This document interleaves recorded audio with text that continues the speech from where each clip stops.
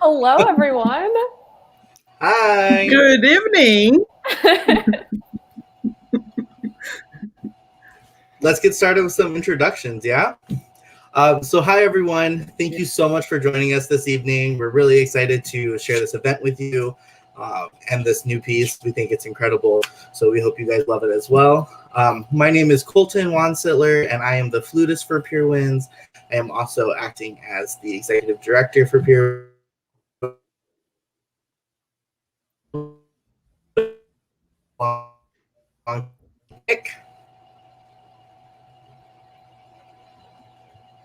Nick, you're muted. You might want to say that. You might want to say that one more time, just because I think you cut out. Oh, I am so sorry. Wow. So like I was saying, my name is Colton, and I am the flutist for Pure Winds and also the executive director. And now I'm going to pass it over to Nick. Hi, everyone. I'm Nick Schumacher. I'm the clarinetist for Pure Winds, and I'm also acting as the artistic director. I'm Natalie. I'm the bassoonist for Pure Winds, and I also run our communications. Hey, everybody. I'm Dominic, and I'm the horn player for Pure Winds. Hi, I am Andrea. I am the oboist for Pure Winds, and I also act as the marketing director. And hi, everyone. My name is Gala, Flagello, and I am the composer of the piece you're going to hear tonight. Hello, everyone, and I am the mixing engineer for the piece. Woo! Will's who made it. He really made it all happen. Yes. So for everyone watching, after we play or while we're playing the video, if you guys have any questions for us, the performers, the composer, the mixing engineer, just go ahead and drop those in the comments. We'll get them in. We'll get them on our end. I'll be monitoring the Facebook feed, and Natalie is monitoring our YouTube feed, so we'll be able to ask those questions for you. Mm-hmm. And now we're going to pass it over to the composer, who's going to give us some program notes. Awesome. Thanks so much, Colton. And just a real quick, another shout out to Pure Winds, who have been super awesome. A little quick backstory about this piece. It was commissioned by the Michigan Music Teachers Association and also the national branch. I won their 2020 Composer Prize. And I was allowed to write a piece that was just 6 instruments or less and like no other stipulation, which is incredible. And then a pandemic happened and I was like, okay, it's not just me like loading a couple of friends into a car to drive to a conference to premiere this piece. Like how are we going to go about this? What kind of piece do I want to write now? So that's kind of how I decided to write a piece that was both personal and really meaningful to me. It was a really cathartic experience writing this piece, especially during quarantine. And then also, I have a friend who runs a nonprofit in town, and Pure Winds was featured on the series. And then unfortunately couldn't do the performance also because of the pandemic. But we still ended up connecting because I kept seeing their name come up. Dominic is a UM alum, and I'm currently in the DMA in composition program at UM. So we connected that way. And it was a super, super fun project. We collaborated a little bit through the writing process, and then these intrepid 5 people recorded in their own individual spaces. And the fabulous Will Jones managed to put everybody's face box together and make it sound like they were all in the same room, which we can't ask for any better than that. So this was premiered privately for MMTA in their conference because this was their commissioned piece. But this is the public web premiere, and I couldn't be more excited to be presenting it with these lovely people. A little bit of information about the piece itself and the inspiration. The piece was inspired by my 2 grandmothers, Diane Flagello, who I hope is watching right now, and Olive Herring on my mom's side. I'm actually wearing my nanny's bracelet right now, just in honor of her. It's got her initials on it, so I felt like it was really appropriate. So the piece is dedicated to my two grandmothers because they're two really great role models for me. And I used a musical version of my own name to sort of be the theme for the piece and evolve over time, just as I've learned different lessons from my grandmothers over time. So if you're looking for something to listen for, you can listen for how all 5 instruments pick up the theme and then do different things with it as they age, perhaps. But thank you so much again to Pure Winds, Will, MTNA, and MMTA for commissioning this piece. Thank you to my two grandmothers. And yeah, let's get right into it.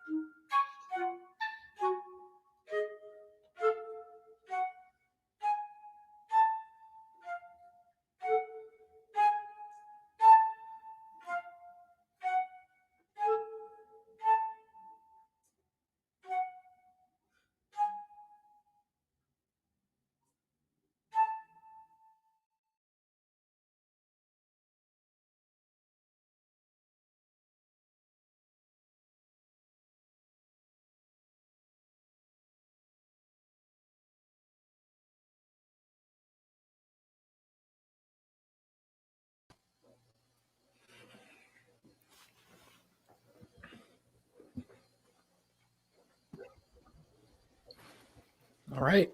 Hope you guys enjoyed.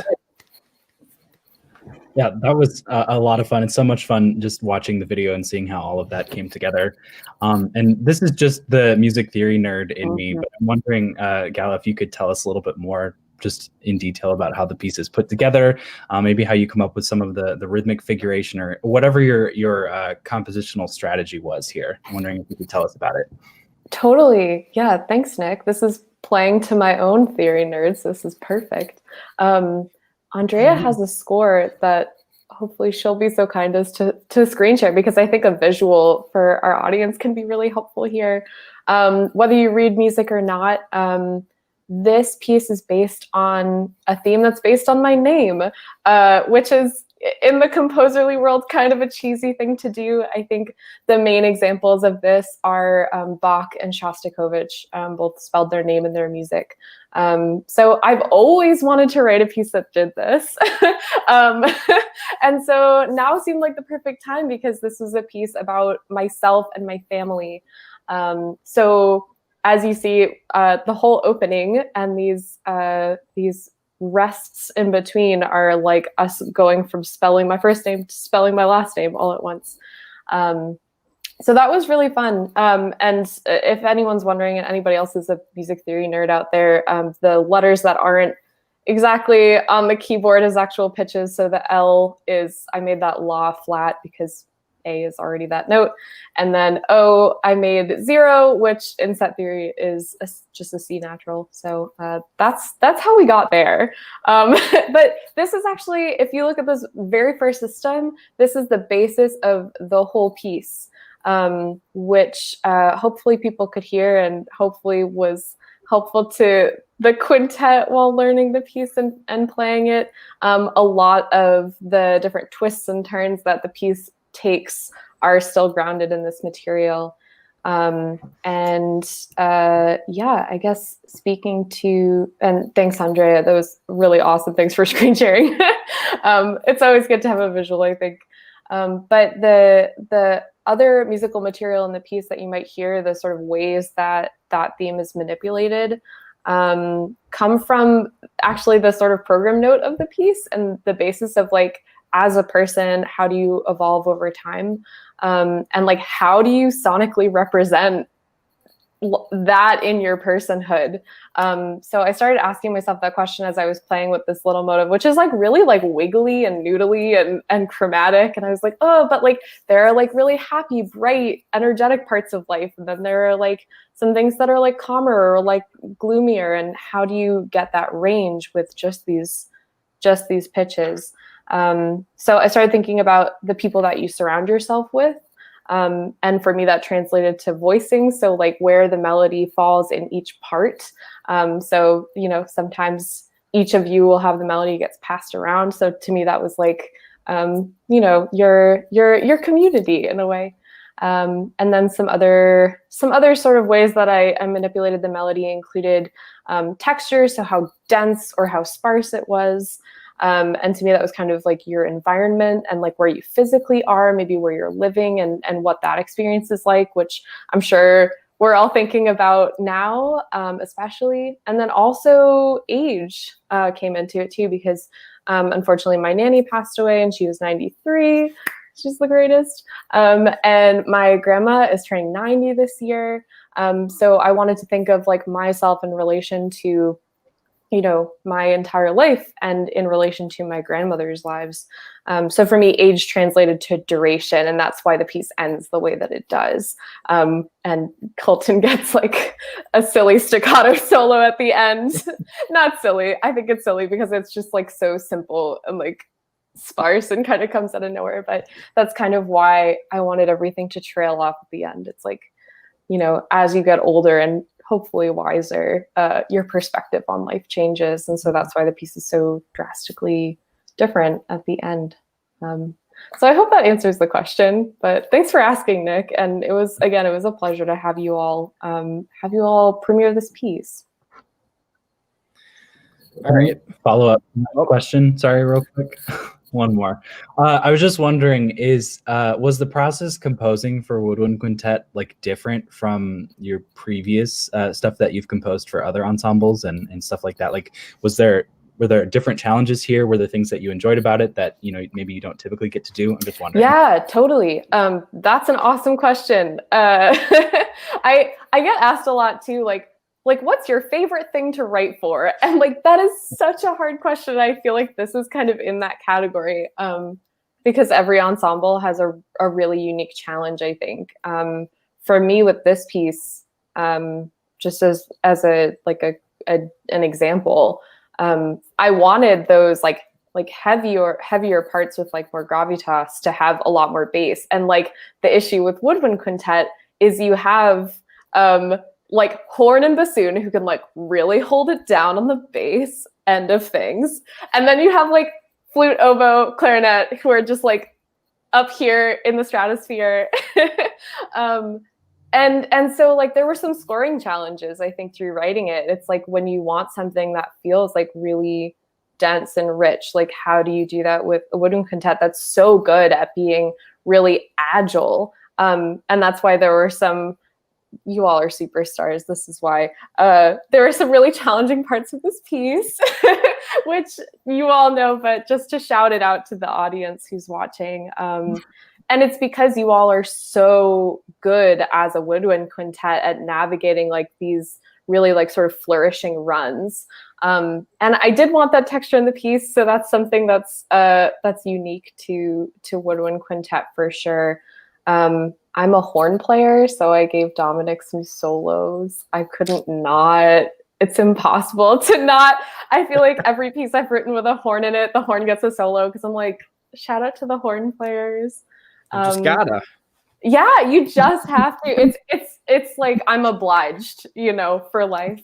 So that was really fun, getting to put a melody in the horn, especially like there's that sort of everybody's else toward the end of the piece is doing this like crazy peckish thing that like kind of, does one of those, and then Dominic's over there with like the soaring horn melody, and I was like, I can't not. It's got to be in there. So I guess that's like another like piece of me that's like in the piece is like the horn melodies.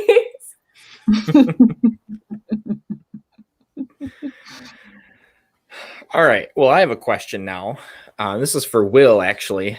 So as someone who knows like basically nothing about like any of this mixing engineering stuff, do you want to just like kind of give us a laydown of like how you like tackled this project? Okay. Well, Gala sort of mentioned this earlier.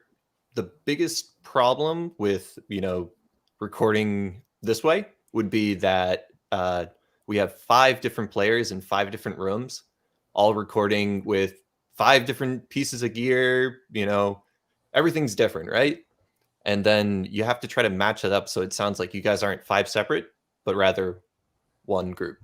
So really, so that comes down to doing things like EQing the rooms so that they sound more neutral, doing some slight de-reverbing. I had to do a little bit. And then the other small thing, as Gal also mentioned, this piece is hard. So there are a couple of points that I had to, sort of nudge you guys back in the right direction, falling off just a little bit, but don't tell anyone. This is why we love the mixing engineer. We'll just like saving the day. Mm-hmm. It really wasn't that bad, all things considering. You guys did a fantastic job playing and staying, perfectly with what I needed. So, and then, props to Nick Burns, a friend of mine who did the video editing and, brought those elements so that it worked one-on-one with the music. So I have to say one of my favorite elements, and I have to like, Will sent me basically like 2 drafts of this thing. Actually, sent all of us like 2 drafts, and like by the first one, I was like, this is like even more than I could have asked for. And then like this final was like, how did he do it? But one of my favorite parts is actually, I think it's toward the middle part, and it's like the do do do do do do do do, and like the faces come in and out with the video, and that. That wasn't my favorite part musically, but I think in terms of the video, that just feels right. I really like it. It like matches the music so well. A nice playful gesture going on there visually. But yeah, I mean that's a basic gist of it. So awesome, thank you for that. So we got a question from some of our Facebook watchers. A shout out to the University of the Cumberlands for watching us. We love you guys. Thank you for your support. Hey! So we have a student who asked, what are some, this is for you, Gala. So what are some advantages or disadvantages to composing for chamber ensembles versus large ensembles or homogeneous groups, or even pop groups?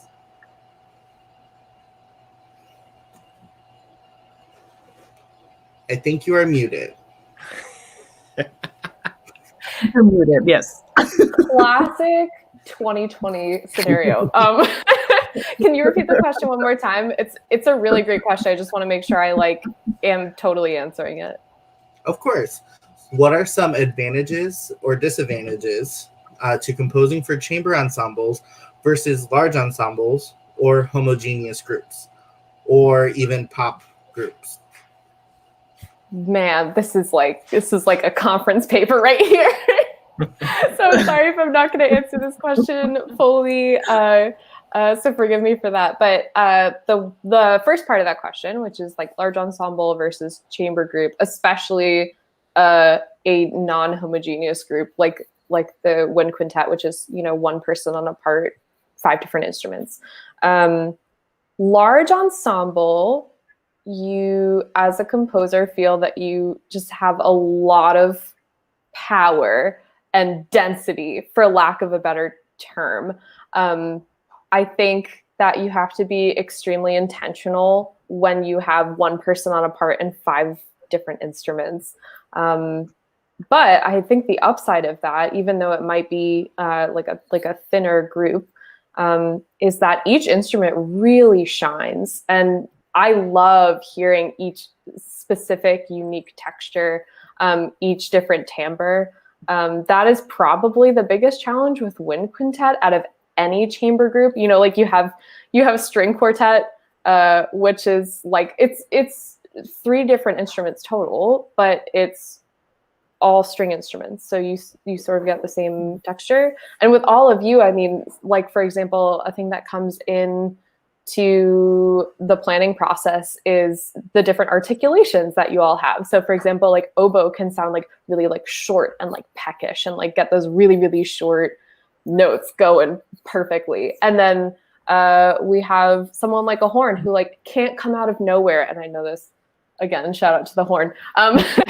Like you don't want to be writing like from niente to a horn player, because they're going to be like, this is impossible.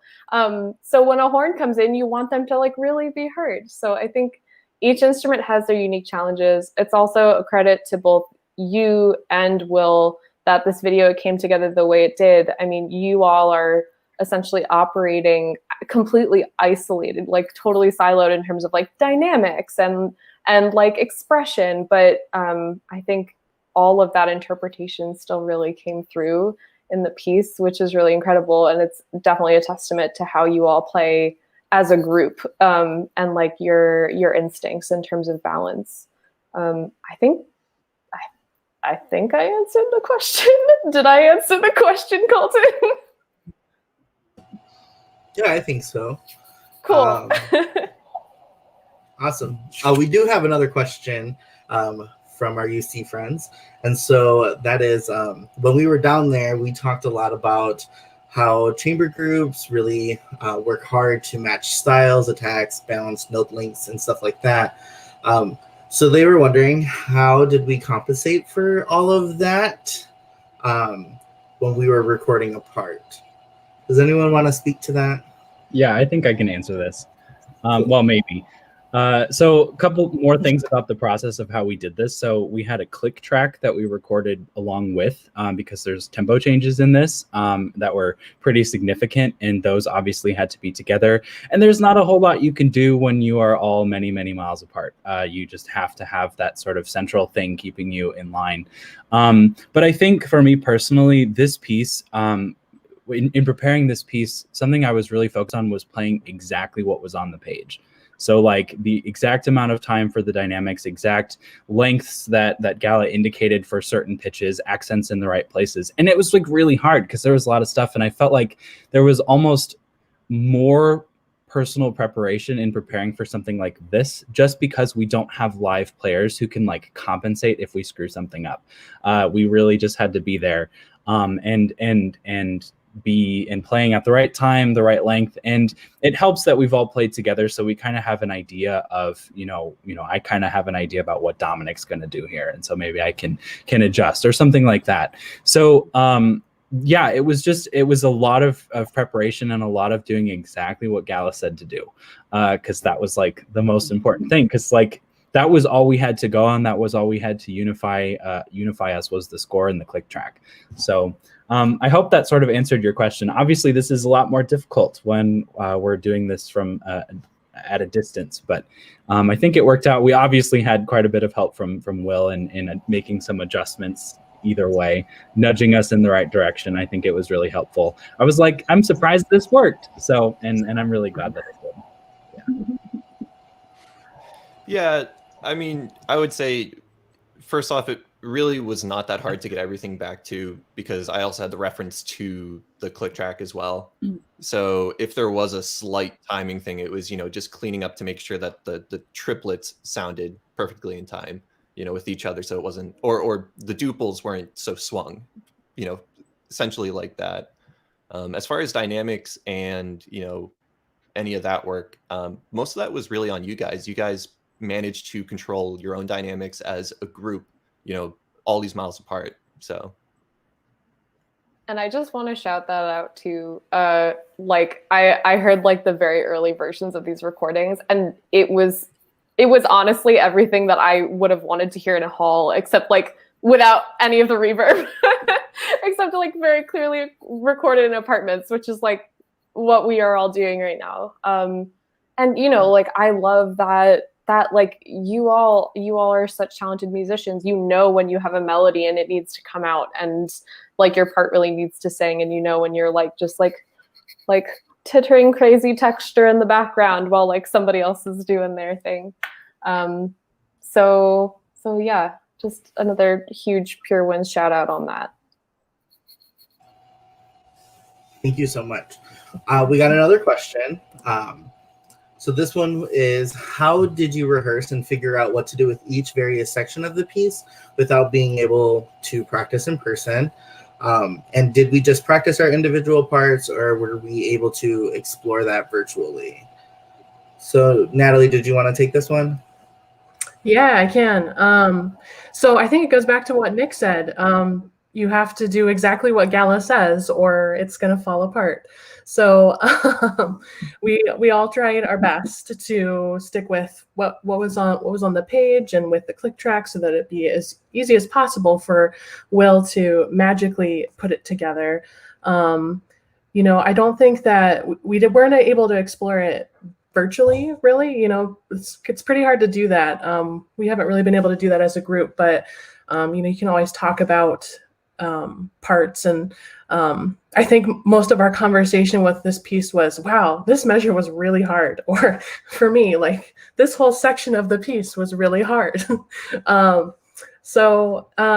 it's really, and I think Nick said that it does take a lot of like individual preparation and practice just for this, because it's really, it has to be spot on for the recording. There's no give and take in a live performance situation. So yeah. Gala, I don't want to make you sound like some sort of authoritarian figure. What you asked for is completely reasonable for a woodwind quintet. But it just, and it really is. It's really interesting having done this sort of preparation, and like how much more closely you're looking at things on the page and noticing like little tiny details that you may not have noticed, in some sort of like preparing for a piece where you have in-person rehearsals and can talk about these things. Like you really have to make sure you're not missing something. But it was really interesting, and I felt like I somehow indirectly got to know you by learning this piece, because I like learned about you as a composer by what you did with my part, and what you did with articulation and certain pitches and dynamics and stuff like that. So it was really sort of an interesting exploration and a really neat thing to take part of. That is such an interesting response to that, Nick. And to response, I mean like to the score. Like I've never even thought about like someone who like hasn't played my music before, like getting to know me through like this piece of paper. That's really wild. I'm totally gonna think about that maybe like a little bit too much going into the future. But yeah, no, totally. I was just making the face of like, oh, because I love collaborating, and I love like Natalie mentioned, like in the concert hall, like I love that, with live performance, like truly you can interpret a piece very differently each time you perform it. And it has sort of this like life. Whereas with a recording project, it's like, do the one version, which like this came out so beautifully.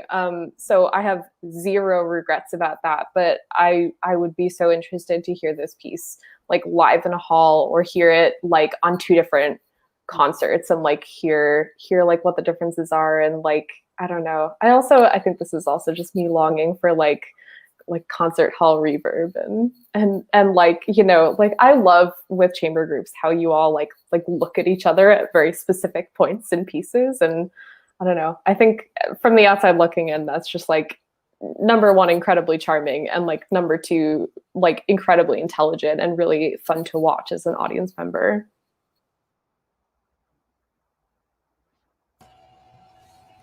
Thank you for that. We're with you. We miss the concert hall too. Would love some reverb. I'm tired of playing into my bed back here.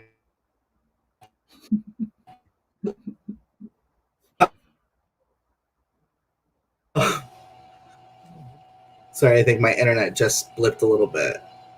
But we're gonna give a few seconds for any last minute questions. Yeah, so if you have any questions, just put them in the comments. If not, I think. Cool.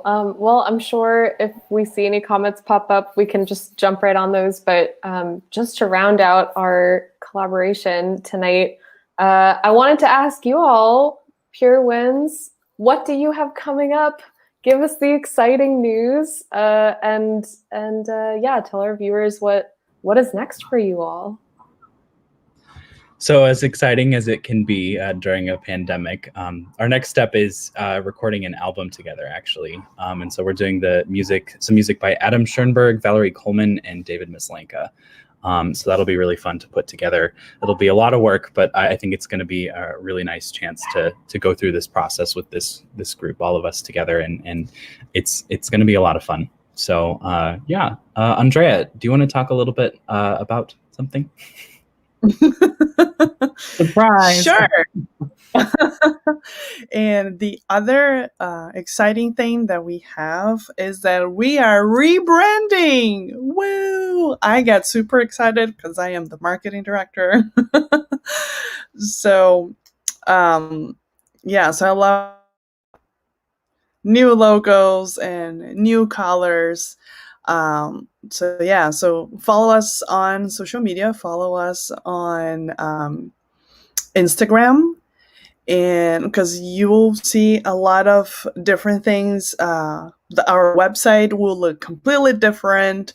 So while I'm on it, take a look there now before we rebrand, and then come back later to see the result. We love when you communicate with us. We love when you interact with us on social media. It's very important for us to hear what you want us to do, what you want to see on our Instagram, what you want to see on our Facebook. So this interaction is really good.